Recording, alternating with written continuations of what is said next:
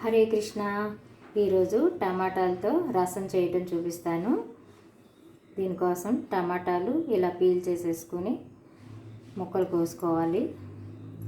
Carrot, ఉల్లిపాయ, పచ్చిమిరపకాయ, చింతపండు రసం, ఉప్పు, పసుపు, తాలింపు కోసం ఆవాలు, జీలకర్ర, మెంతులు, ఎండుమిర్చి, వెల్లుల్లిపాయ. ఇప్పుడు ఈ రసం చేయటానికి పౌడర్ తయారు చేసుకుందాం. ఈ రసంలాగానే కాకుండా సాంబార్లాగా కూడా వాడచ్చు, చాలా బాగుంటుంది. టమాటాలు, ఉల్లిపాయలు కట్ చేసేసుకున్నాం. ఇప్పుడు రసం పౌడర్ కోసం మూకిడి వేడి చేసుకొని ఒక్క చుక్క నూనె వేసుకొని ఈ సరుకులన్నీ వేసేసి వేయించుకోవాలి.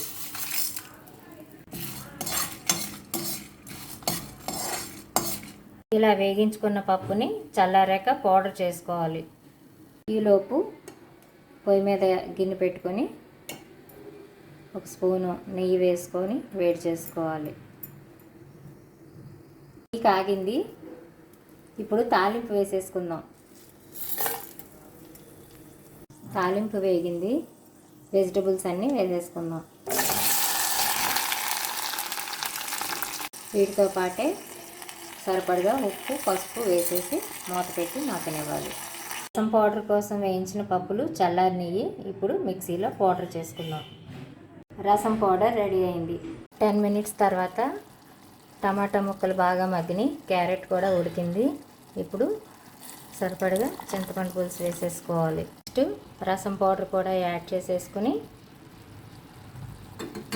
నిండా నీళ్లు పోసేసుకోవాలి. తాలింపులో వెల్లుల్లిపాయలు వేసుకున్నాం కాబట్టి ఇంగువ వేసుకోవాల్సిన అవసరం లేదు. ఈ రసం మరిగేటప్పుడే ఉప్పు చెక్ చేసుకోవాలి.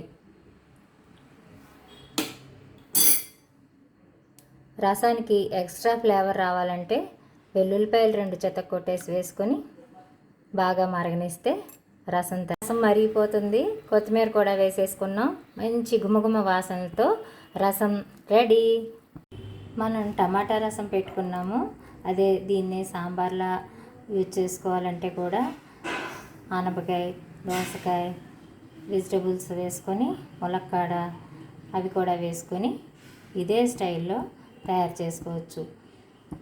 రసంలో అయినా సాంబార్లో అయినా ఒకటే రెసిపీ. సూపర్ అంటే సూపర్ ఉంటుంది. మీరు కూడా ఇలాగే తయారు చేసుకుని ఎలా ఉందో నాకు కామెంట్ చేసి చెప్పండి.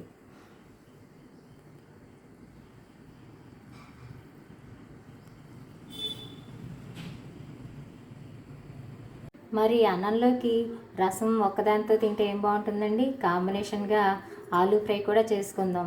ఆలూ ఇలా కట్ చేసుకుని 2 సార్లు వాష్ చేసేసుకొని క్లాత్ మీద వేసి ఆరబెట్టుకున్నాను. నూనెలో నూనె కాగుతూ ఉంది. ఆలూ ముక్కలు వేసి వేయించేసుకుందాం.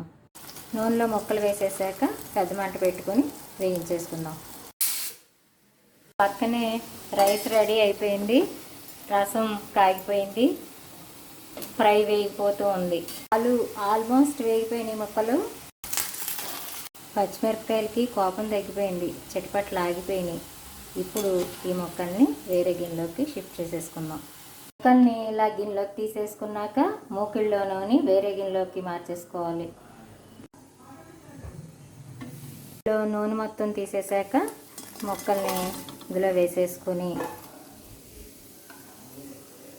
ఉప్పు, కారం, పసుపు, ధనియాల పొడి ఇవి వేసేసుకొని ఈవెన్గా కలుపుకోవాలి.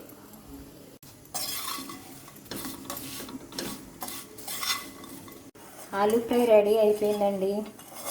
ఉప్పు, కారం అన్నీ సమానంగా సరిపోయినాయి. ఆలూ ఫ్రై రసం తయారయ్యేలోపు కుక్కర్లో రైస్ పెట్టుకున్నాను. ఇలా కుక్కర్లో డైరెక్ట్గా అన్నం వండేటప్పుడు 1 గ్లాసు బియ్యానికి 2.25 నీళ్లు పోసుకొని కుక్కర్ 2 విజిల్స్ రానివ్వాలి.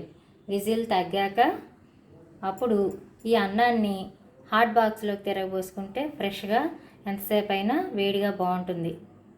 ఇలా వేడివేడి అన్నాన్ని స్టీల్ హాట్ బాక్స్లోకి తిరగబోసుకోవాలి. లేకపోతే ఇది కేక్ లాగా అయిపోతుంది అన్నం. హాట్ బాక్స్లో వేసేసుకొని మూత పెట్టేసుకున్నాం. వేడి వేడి అన్నం 3 అవర్స్ తర్వాత కూడా వేడిగానే ఉంటుంది.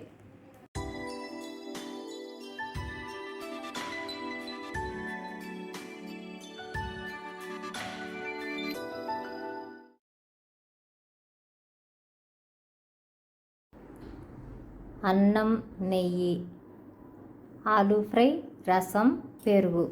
Meals plate ready.